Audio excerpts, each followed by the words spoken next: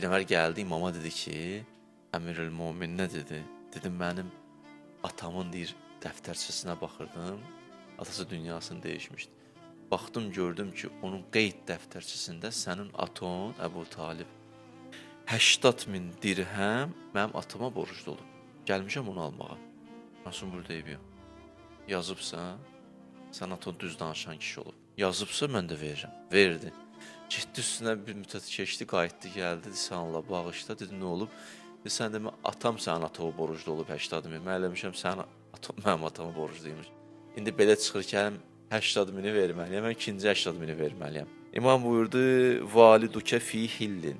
Aton ki, atama borcluydu, onu halal elədim. 80.000 ki, aton atama borcluydu, onu halal elədim, narahat olma. O ki, qaldı mən verdiyimə, vəlləzi qəbəstuhu minni, huvəllək. Da verdiyimizi də almarıq, o da sənin. Biz vermişik, almarıq. Əhl-i beyt bu cürdür.